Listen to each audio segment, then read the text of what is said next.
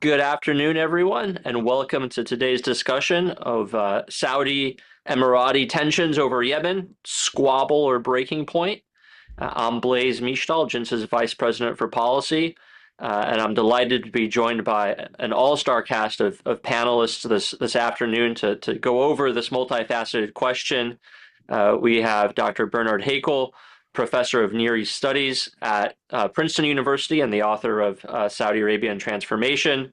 Ambassador Michael Ratney, former ambassador to Saudi Arabia, as well as former special envoy to Syria, and I believe the Charge d'Affaires in Jerusalem as well, so knows the region very well.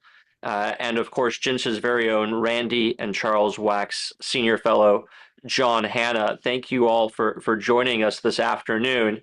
The proximate cause of our discussion is the rapid series of events in Yemen beginning in late December that saw both shifting territorial control between the different groups that claim to be the governments of Yemen, but more importantly, the friction that caused between their various backers, particularly Saudi Arabia and the United Arab Emirates. And I at least was somewhat caught by surprise by this friction, by this tension between two Gulf states that I had assumed were partners. And if we think back to 2017 and the blockade of Qatar seemed to be aligned in their foreign policies. And now seem to be at odds over Yemen and perhaps elsewhere around the globe as well. So really glad to have all three of these experts here to help unpack what is going on and what it means. John, maybe I could start with you to go over what exactly transpired in Yemen over the past couple of weeks and how it led to this friction. Yeah, no, thank you, Blaise. Great to be here with Bernie and Ambassador Ratney. I thought it might be useful just for people who really haven't thought much about Yemen, the geography of Yemen, or the geopolitical significance of it, much less the breakdown in different lines of control and groups inside of Yemen. It would be useful to just spend a couple of minutes getting people oriented here. There's a slide that you should all be able to see, that pink blotch in the middle there. That is the country of Yemen. You can see it's bordered on the north, a long border with Saudi Arabia. Over there to the east is it has a border with Oman. South there is the Gulf of Aden, leading westward into the Bab el-Mandeb Straits between Yemen and the Horn of Africa, and then leading up into the Red Sea, up to the Sinai Peninsula and the Mediterranean. If you'll just see why Yemen is so significant, not only this major border with Saudi Arabia, but if you go down south to the Horn of Africa, moving from east to west and north there, you'll see Somalia, of course. You'll see Somaliland, which of course has been in the news quite a bit, and I will probably discuss as part of this complex of events surrounding Yemen. And then up through Djibouti, Eritrea on the Red Sea coast, up through Sudan, and then in Egypt, which you can't actually see on the map. A lot of players involved here. There's a mini version of the Great Game going on in the whole Red Sea, Horn of Africa region, involving a lot of players, not only now, obviously, the Saudis and the Emiratis, but United States is in the region. Turkey's very much in the region, in Somalia and Sudan. The Chinese have got now their first blue sea base out in overseas base in Djibouti. And obviously the Israelis are now moving down into Somaliland. So it's all very, very complex with a lot of players competing for position and primacy and geopolitical advantage down there. Nolan, can we go to the next map?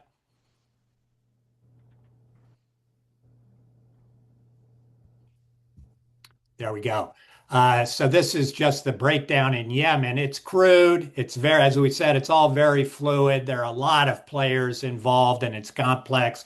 So, but just to give you a general idea of what the lines of control look like in Yemen, back in the very beginning of December, before all of this broke loose, you'll see there in the kind of reddish pinkish is the areas in the north and west of Yemen along the Red Sea, largely controlled by the Houthis, which we've all heard a lot about during the 2 year war in Gaza with the Houthis firing missiles north toward Israel. That's remained pretty static, but you had this entire area east of the Houthi line of control along the Saudi border and the Omani border there. Particularly if you look at these two key provinces of Hadramaut and Al Mahra along the Omani border, and Hadramaut obviously along the Saudi border in the green, controlled by the internationally recognized, largely Saudi-backed, but internationally backed Yemeni government. And then along the south there in the purple is the area largely controlled by this group that's come to prominence recently, the Southern Transitional Council, which is essentially a southern group in Yemen who have they were nominally part of the internationally recognized government of Yemen. They sat on its presidential leadership council. They had seats, participated in the government, but have always been slightly separate, had their own agenda, which was essentially a long term, at least, was going to be a successionist agenda to try and reestablish the two separate North and South Yemens that existed from about the late 1960s up to about 1990 until the country was reunified again. But the Southern Transitional Council has had successionist aspirations to reestablish an independent country of South Yemen. So that's the way the situation looked for the previous several years, more or less, before the beginning of December. Can we go to and by the way, the Southern Transitional Council very much backed by the United Arab Emirates. They've worked together for several years when the Emiratis had a major presence in Yemen during the civil war there, allied with the Saudis, as Blaise said, and then even afterwards, they had a close relationship after most of the Yemeni UAE troops withdrew from Yemen in 2019. They did maintain still a prominent special forces presence inside of Yemen, largely working with the Southern Transitional Council, fighting certainly at one time the Houthis, but also Al Qaeda and other extremist movements down in southern Yemen. If you look now at this map that's been put up, you'll see a dramatic change in the lines of control. The Houthis still control what the Houthis have, but in early December, the Southern Transitional Council, the belief is largely with Emirati backing, made a major power play to largely take both these two critical provinces bordering neighboring Gulf states, Hadramaut and Al Mahra, basically evicting allies of the Saudis from control of those territories and establishing the Southern Transitional Council, or STC, control of those areas for at least several weeks until the things changed at the end of December. But this was obviously a major flashpoint and seen by the Saudis as a significant challenge right in their own strategic backyard, that the STC took control of those areas. Next map, final map. This is what the situation has looked like, triggered off by the Saudis. I think to the surprise of some, came out very strong militarily at the end of December. Shortly after, actually, the Israelis became the first country to recognize Somaliland as an independent state.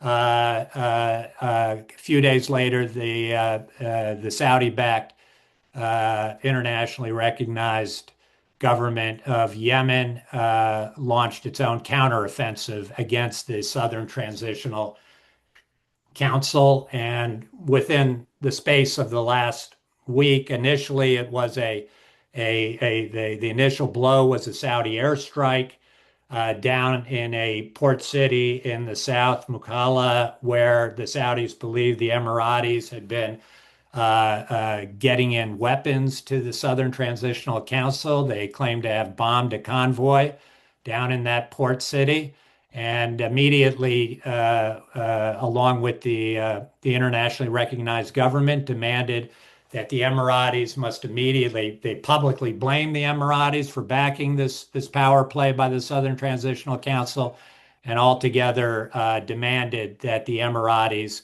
now withdraw entirely their presence from Yemen within a day or so. The Emiratis, again, maybe to the surprise of some, did withdraw apparently all their forces from Yemen, and then very quickly, within a couple of days, the government in Yemen with Saudi backing, particularly air cover, airstrikes, launched their counteroffensive. And as of today, again, it's a rough and crude map, but essentially have not only taken back those two crucial provinces of Hadramaut and Al-Mara, but also additional lands from the STC, including, we now believe, as of the last day or two, probably the capital of the internationally recognized government of Yemen down in Aden, which had really been under the STC control. And there's still some, no doubt, contested areas that you can see in those lines down there in the southwest. One other important place to mention is this island of Socotra. If you look out into the Gulf of Aden there, it's actually closer to Somalia than it is to Yemen, but it is Yemeni territory, an island, a tourist spot, apparently very, very nice.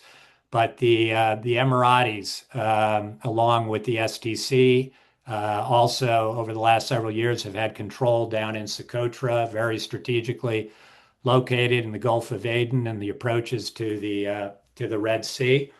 And as of the last few days, the Emiratis apparently have also dismantled their presence there. Flags of the national government of Yemen have begun to appear. SDC flags are disappearing.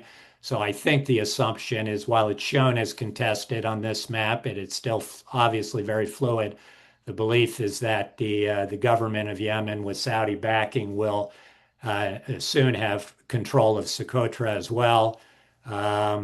Apparently, the only way to get to Socotra, the best way to get there, had been flights from the Emirates. Those flights have now been canceled, and the way they're trying to get people out of Socotra who need to travel out is now through Jeddah in Saudi Arabia. So that's probably a sign of the time. So why don't I stop there, Blaze? Hopefully this has given people some sense of how fluid and dynamic things have been just within not just weeks, but in a matter of days. There's been major, what appear to be geopolitical developments with obvious consequences for both Saudi Arabia and the Emirates, their relations, the future of the unity of the GCC, and obviously the geostrategic situation more broadly in the Middle East, Horn of Africa, Red Sea, all big developments that are very dynamic and fast moving. Thanks, John, for that tour of the horizon and giving us the lay of the land, which I think is really helpful to understand what happened. Ambassador Ratney, let me turn to you next. You left Riyadh just a little under a year ago at this point, I believe, and I'd be curious to know if the tensions that we've seen flare up in the last couple of weeks between the Emirates and Saudi Arabia were visible already then, or are they sort of brand new and have erupted all of a sudden in just the past couple of weeks? Yeah, thanks. Thanks, Blaze. It's one of those things that now, in retrospect, people will say, "Oh, I saw this coming all along," right? I think what people saw all along was certainly competition that had grown more heated, both a certain amount of commercial competition, a certain element of ideological competition, some diverging perspectives on how to manage kind of the general crises in the region and how to de-escalate them. But I think the degree to which this broke out so intensely, and now if you look on social media, so vitriolically, I think surprised a lot of people. Again, now in retrospect, people say, oh, this was always under the surface, this was going to happen sooner or later. But I would say I didn't think this would explode in quite the way it has, to the point where now, and I don't know if this is the case or not, but you have people commenting that this is some sort of a unfixable rupture between them at this point, and things will never be the same.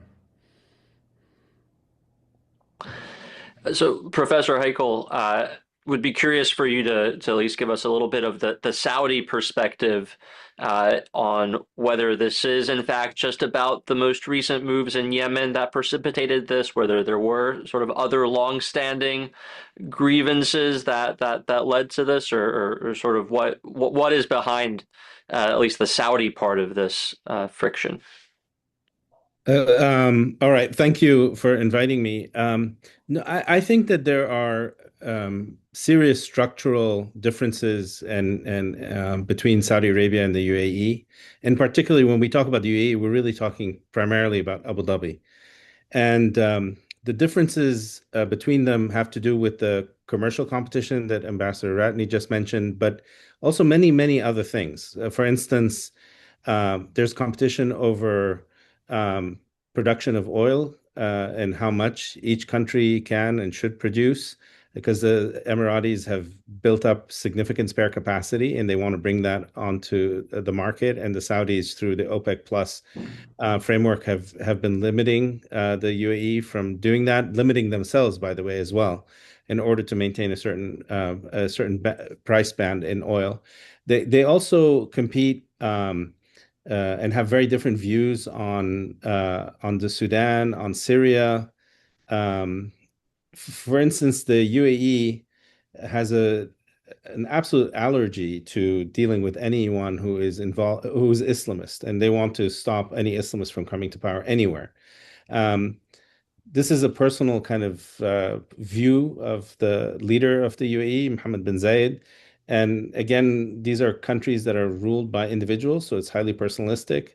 So his view, his animus to the Islamists is important, and it uh, determines how he kind of deals with certain countries. So, for instance, in the Sudan, where the army has a strong Islamist component, the UAE has supported this other force called the Rapid Support Forces that are against the army, and this is a group that has been accused formerly from the Janjaweed, and they've been accused of committing genocidal acts in Sudan. Um, so the differences are significant, and I think that they're structural, and I think that the competition is just not going to go away because the Saudis want also what the UAE has become, which is to be a major hub for business, for technology, um, for a number of other sectors, industry, and so on. And lastly, I would say, and I could go on quite a bit about this, but as you can imagine, being a professor, but there's also a difference in scale, right? So Saudi is 24 times in terms of population the size of the UAE. And it's a much, much bigger country. And it's the 800-pound gorilla in the region and thinks of itself that way. And I think the UAE doesn't think, and it thinks it's an equal. It doesn't think that it's a kind of junior partner. And as such, the UAE has pursued its own kind of independent policy. One could describe it as a kind of regional sphere of influence, seeking hegemony in certain countries like Somaliland, Yemen, Sudan. And this has rubbed the Saudis the wrong way because they feel that the UAE should kind of know their place. And I don't think that structural difference is going to go away anytime soon.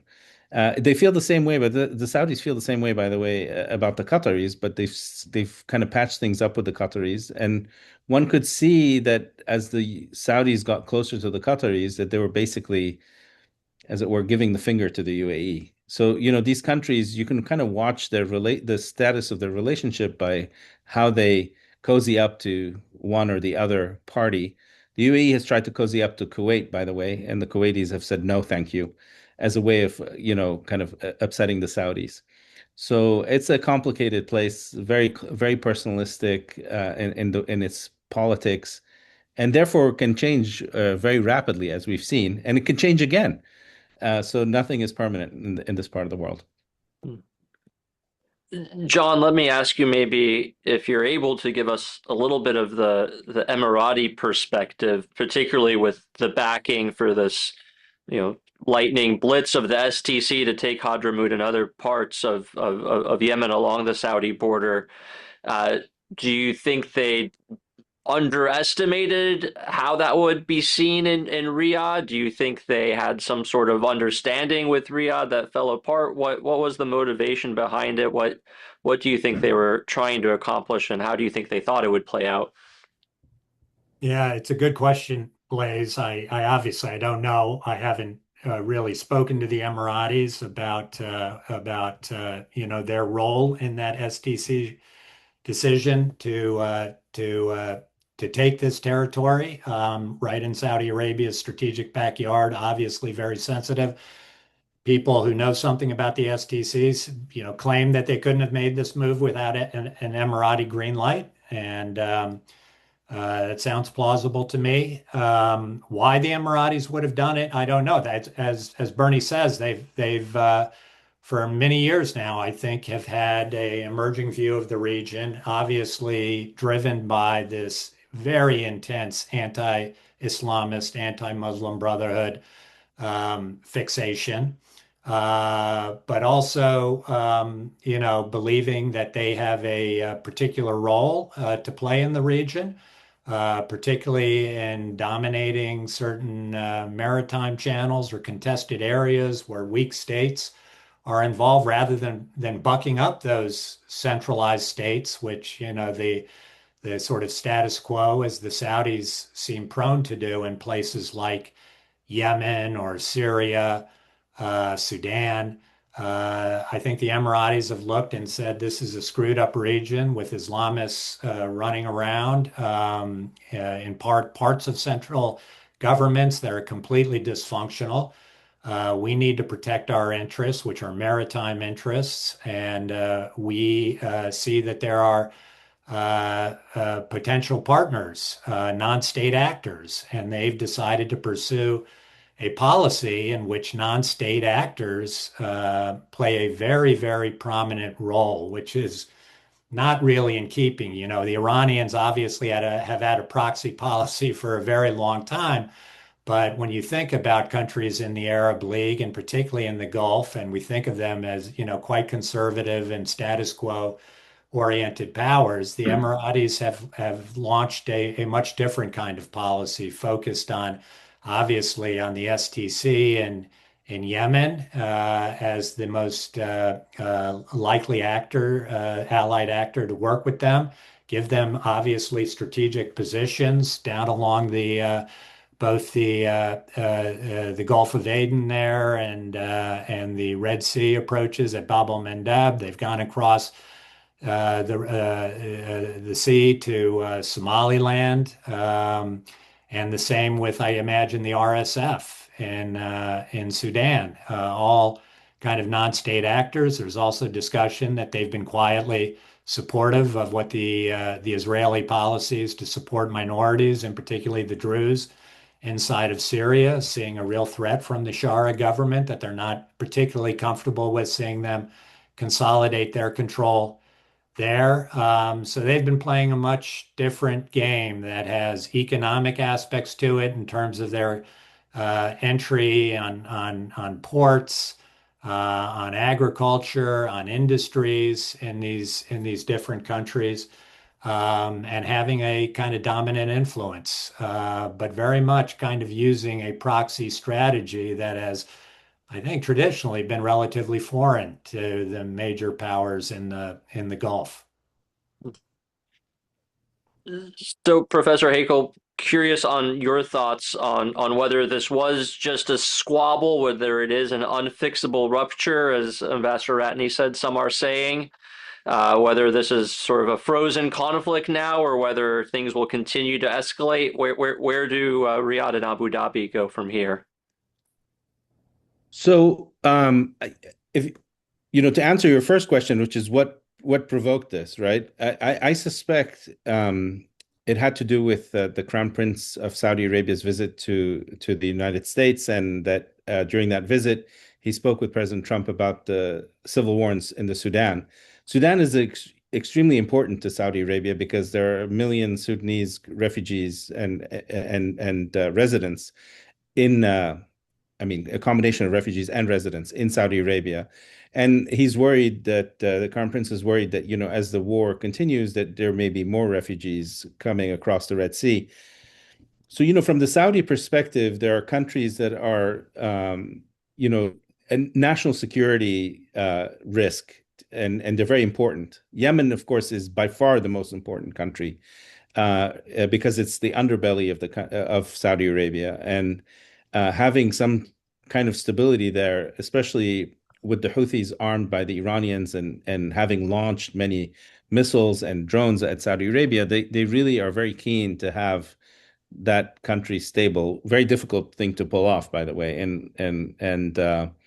And so what prompted it was this meeting with Trump, asking Trump to intervene in the Sudan, which meant putting pressure on the UAE. I think then the UAE said, we'll show you that we have other cards that we can play if you're going to the patron America to come after us. We'll make life difficult for you in Yemen. And so the SDC was allowed to take over Hadramaut and Mahra, and those are two provinces where there are separatist feelings, but not SDC separatist feelings. There are kind of Hadrami separatist and Mahra separatist feelings. And so the Saudis felt that this was the straw that broke the camel's back, and they'd had enough of the UAE's shenanigans, and they put their foot down. I was surprised by how vehement the Saudi reaction was. And essentially, the UAE seems to have said, "Okay, you want to own Yemen? You can own Yemen, and you'll pay for it, and because it'll be very costly for the Saudis to keep Yemen together." And they, have withdrawn. Although I doubt that they will give up their decade-long support for different factions in Yemen, especially the SDC. And where the SDC has very strong support in the provinces of Lahej, Abiyan, and Shabwa. So the UAE for now is pretending to have backed off completely. I think they haven't. They will maintain a presence.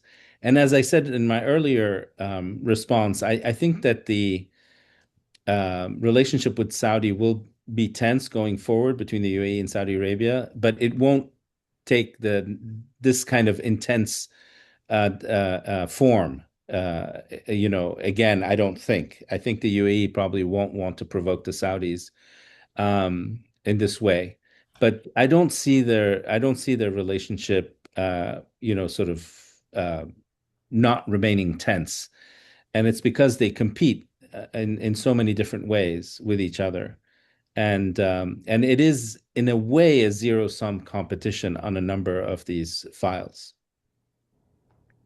So, Ambassador Ratney, would welcome your analysis of where things go from here, but also wanted to get your sense of what this means for the U.S. and U.S. interests.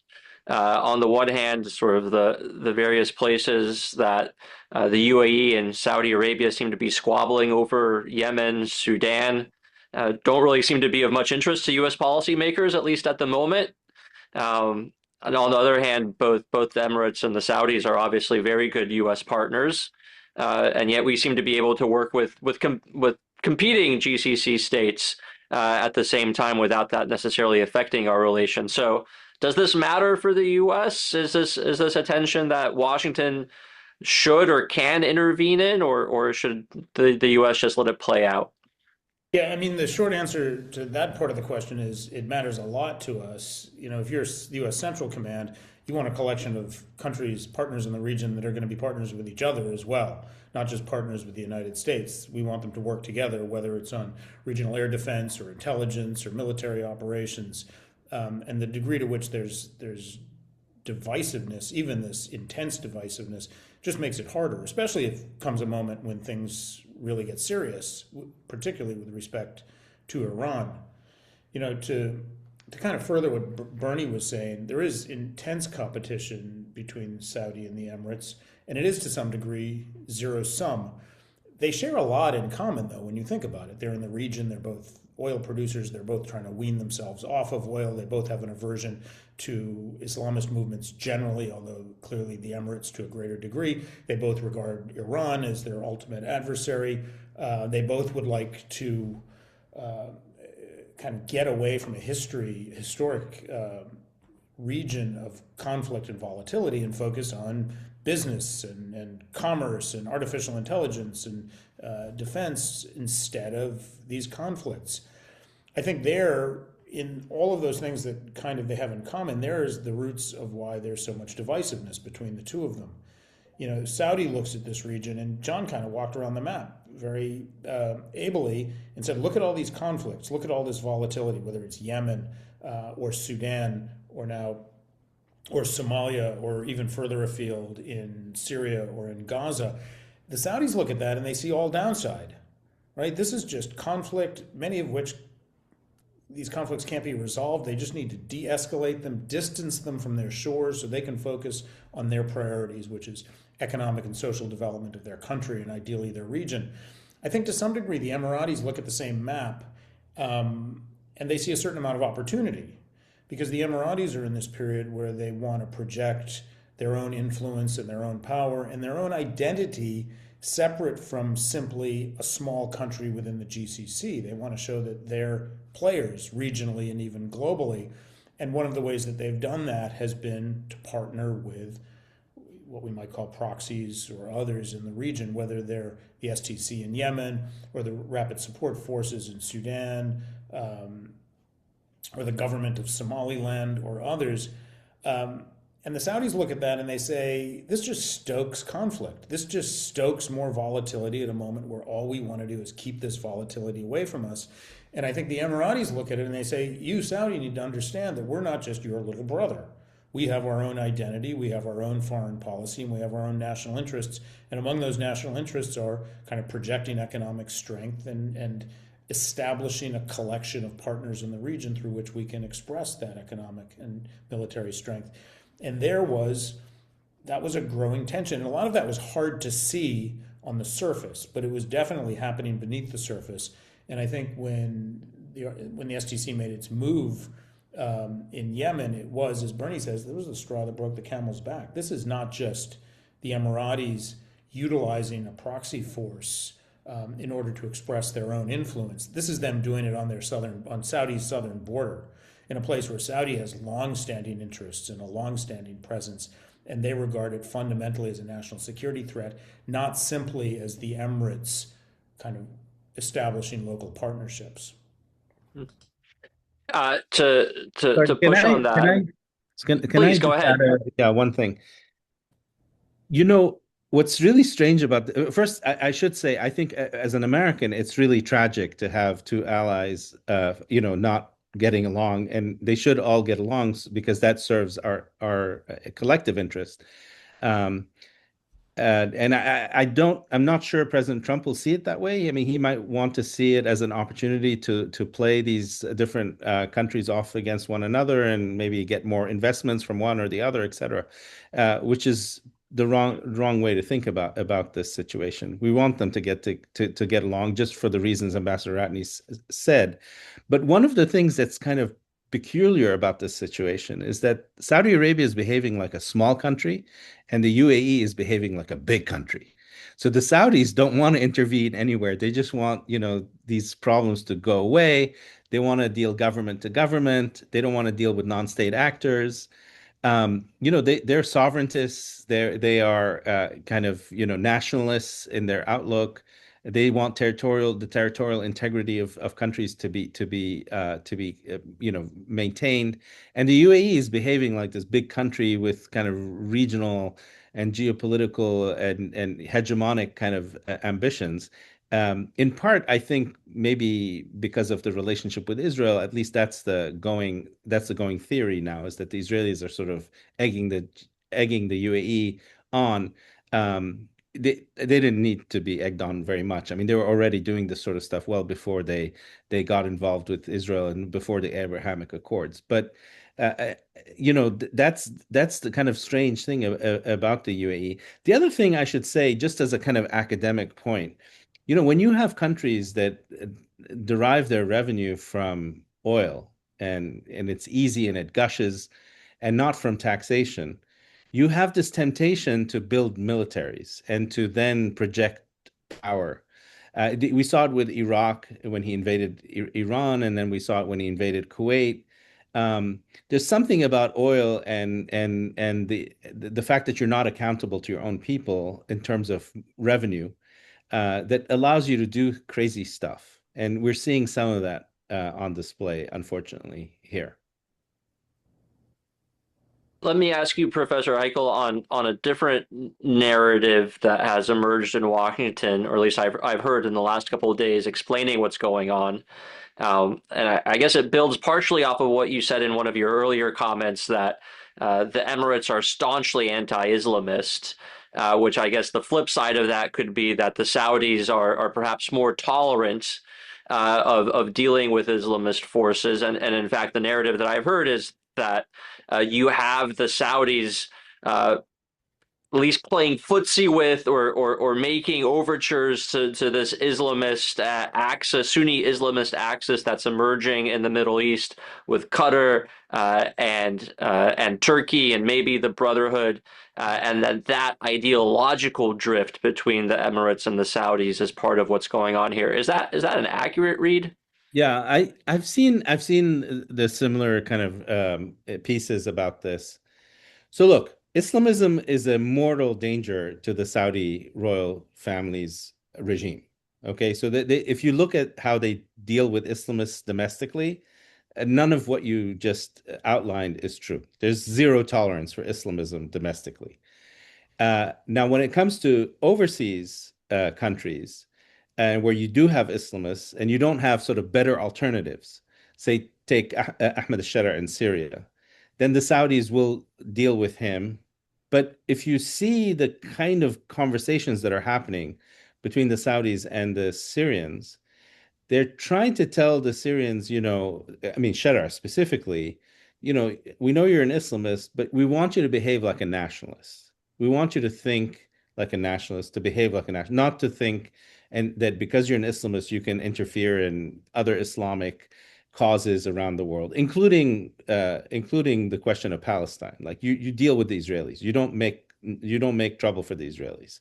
So that's the kind of Saudi line with Syria. And I think when it comes to Sudan, because they realize the army is the better option, better than the rapid support forces, even though there are Islamists there, they're willing to deal with them as well. In Yemen, you have the Islah and you have some Salafis that they're dealing with. Again, it's because I think there's no better alternative, at least more effective alternative. They would rather not deal with Islamists, is my feeling, not least because they've had this experience of blowback with Islamists, where they've come back to criticize the Saudis and tried to topple the Saudi regime. So, as I think Ambassador Ratney said, they don't like Islamists, but they're willing to deal with them if there's no better alternative. That's my sense, and I don't think that they're cozying up to Qatar has anything to do with Islamism. It's more a finger to the UAE, and they're cozying up to Turkey and Erdogan.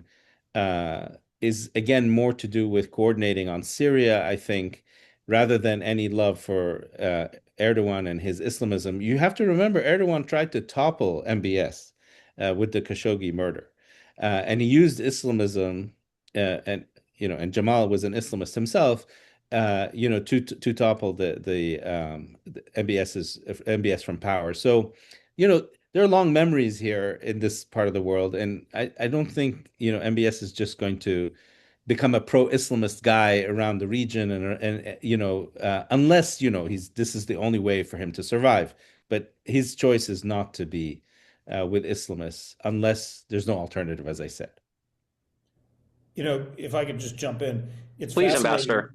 It's fascinating and also somewhat disturbing to watch how this is played out in the media, particularly the Arabic social media. Like we see it a bit in the United States. The manifestation of some of these narratives with accusations, as Bernie was saying, that the Saudis have sort of thrown their cards in with the Islamic movements and the Turks. I don't think that's true. And then you see kind of equal accusations against the Emiratis, but in social media, it's vastly more vitriolic, and they tend to focus on, on the kind of anti-UAE side. They focus on the UAE's relationship with Israel. These guys are kind of conspiring with the Zionists. This, in kind of the Arab world, becomes the ultimate slur.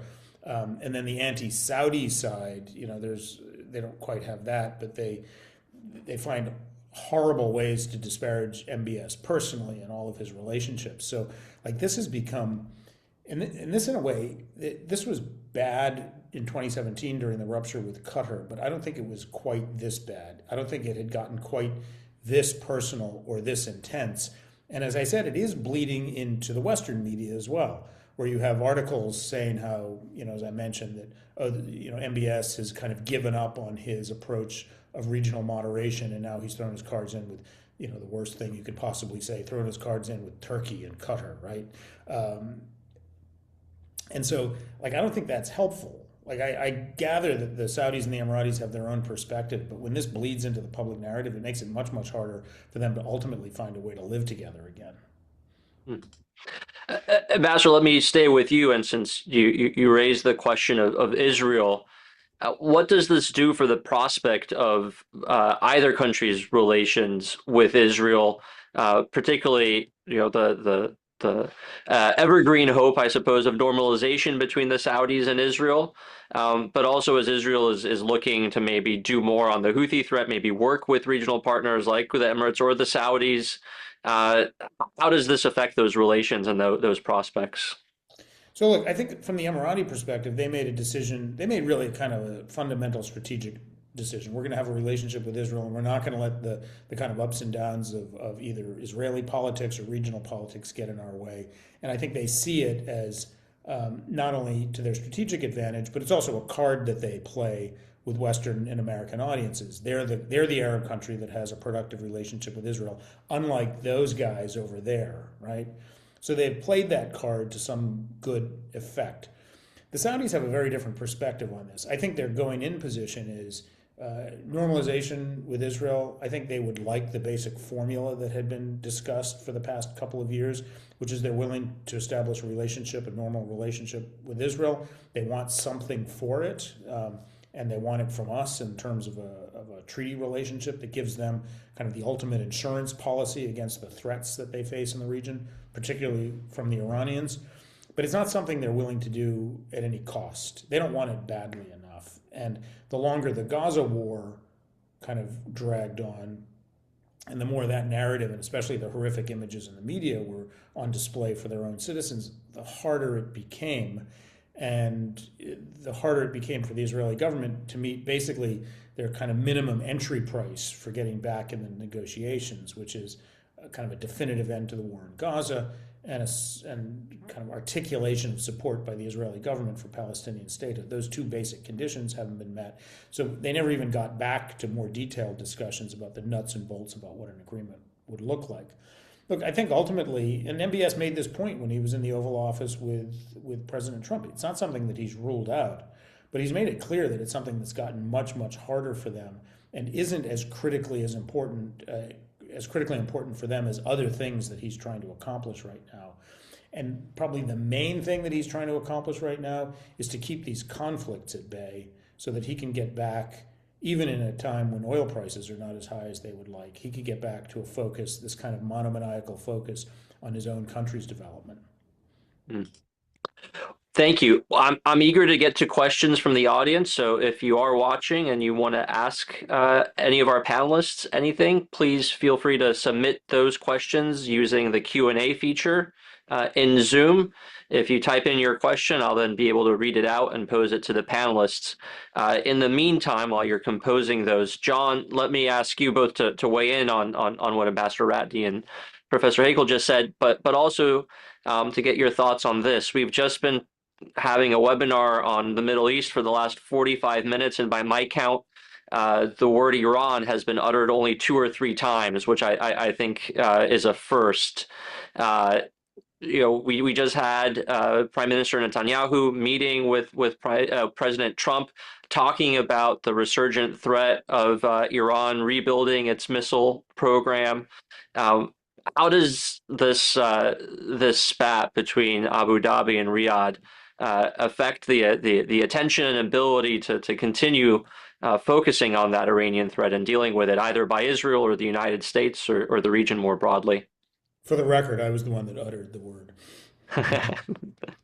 I'm not sure it affects the Israeli-American calculation right now and what's going in Iran. I think it does. I can only imagine it makes the Iranians ecstatic to see the Saudis and Emiratis at loggerheads and knives drawn. I do think it affects the Houthi battle to the extent. I mean, I see the Israeli recognition of Somaliland as obviously a play to settle their account with the Houthis. Somaliland is so much closer geographically. If the Israelis are able to have an air base there, their capabilities to begin deepening the strategy that they were developing before the ceasefire to really go after the Houthis in a much more serious way than either the Americans and Israelis were able to do before, that the Somaliland play was really a play to go after the Houthis. And my guess is, without knowing for sure, it was done in some conjunction with the Emiratis, that the Israelis had decided that it was the Emiratis and that Emirati STC alliance that was going to be the ground force for the Israeli air assault on the Houthis, that they were going to combine and go after them. And obviously, to the extent that the Emirati position, at least momentarily, has collapsed almost overnight in a very humiliating way, that maybe the Saudis will come to regret, as Bernie says. Now they maybe own it, but for the moment, it's a position that the Emiratis had invested tremendously in over the last several years, and it's been eliminated almost overnight, which leaves the Houthis kind of also licking their chops and watching their two former adversaries really go after each other and debilitate each other. And it eliminates what I think was the big strategic play by Israel. They'll still be able to do things from Somaliland, but I think that was the opening move in a much larger strategic play to go after the Houthis. And I think to some extent that's been lost. And I also think, it has implications to the extent Al-Qaeda or ISIS on the peninsula in Yemen is still a factor to be reckoned with that could come back.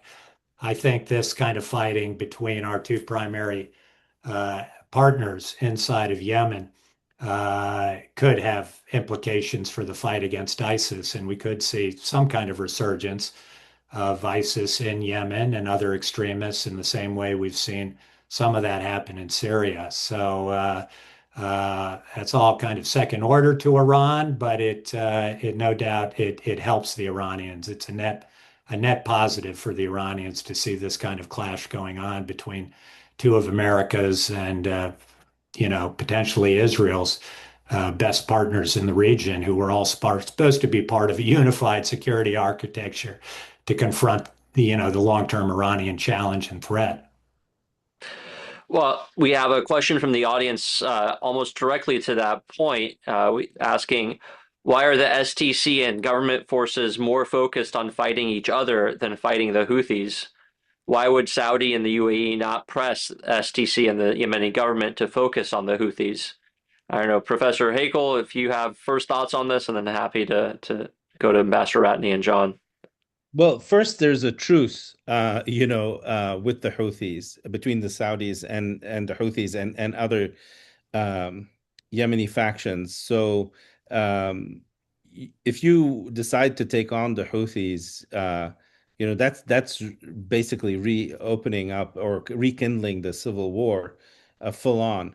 Um, and the experience with the Houthis is basically that the Houthis are very tough. They're like the Taliban or like the Viet Cong. They're not easy to defeat. And either on the ground or by air. And the U.S. has tried it twice. The Israelis have tried it, and the Saudis before them have tried it and failed. 80% of Yemen's population still lives under Houthi control in that red area that you have on the map.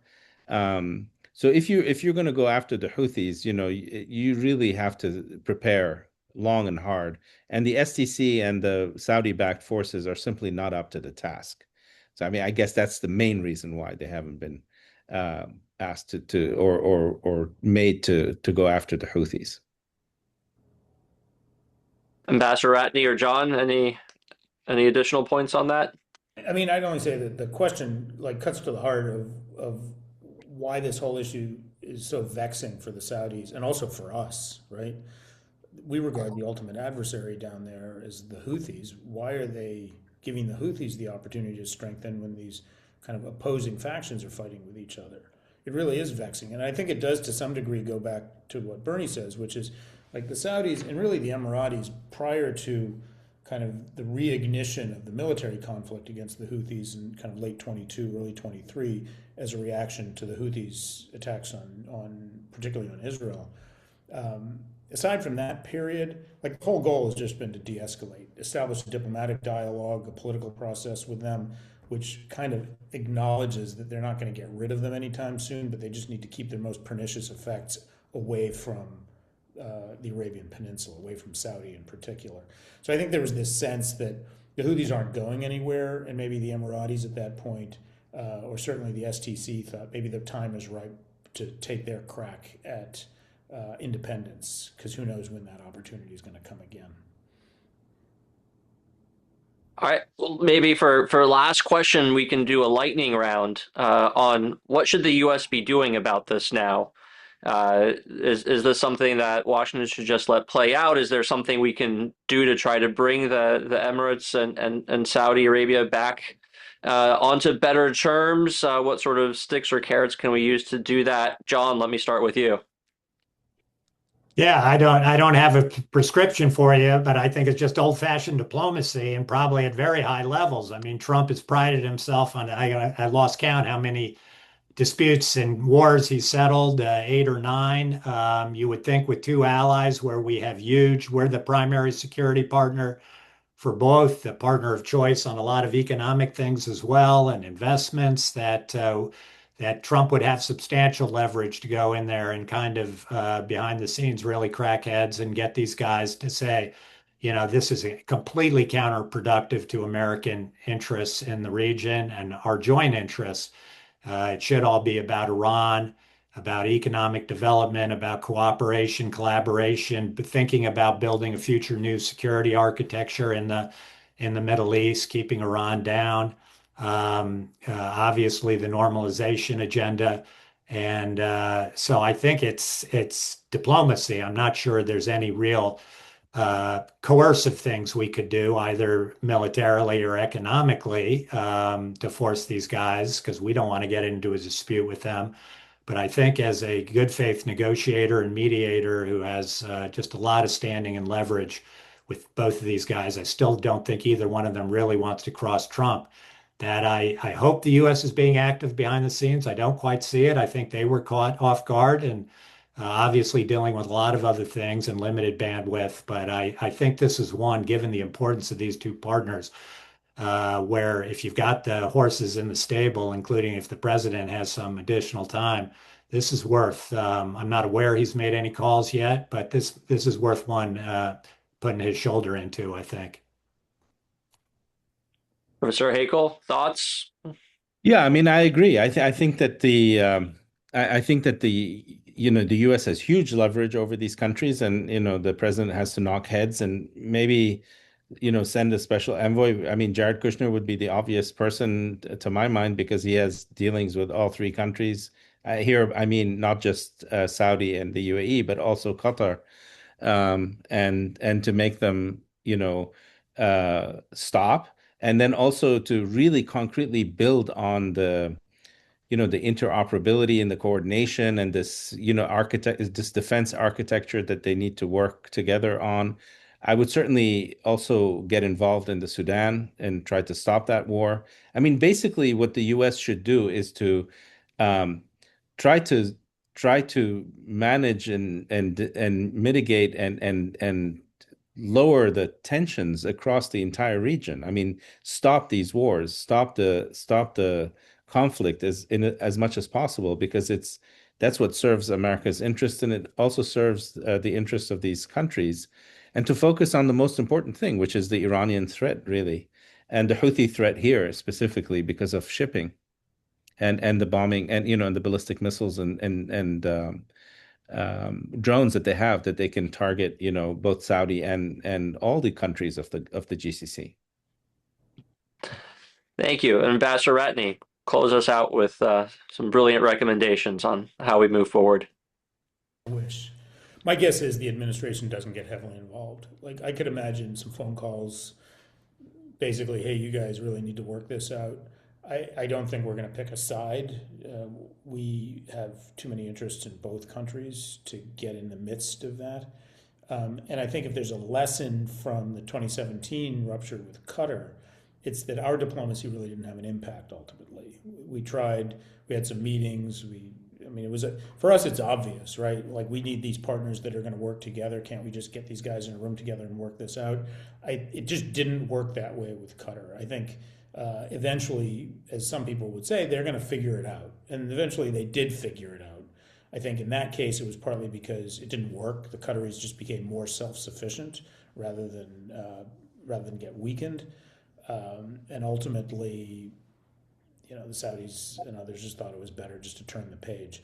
I could imagine, I don't know, like, there's people saying now, because the level of vitriol is so high, that this is fundamentally different. This will never be the same. And that might be true, but it also might be true that in the fullness of time, after a few years, they figure out again how to work this thing out without us involved, without any outside parties involved, and they get back to a much healthier modus vivendi. I think that's possible as well. In the meantime, I don't know that our diplomacy is really going to have a great impact. All right. Well, Ambassador Ratney, Professor Haeckel, John, thank you very much for your analysis and unpacking this complicated situation for us this afternoon. To everyone who tuned in, thanks for joining us for this webinar, and look forward to seeing you on the next one. Have a good day. Thank you. Bye-bye.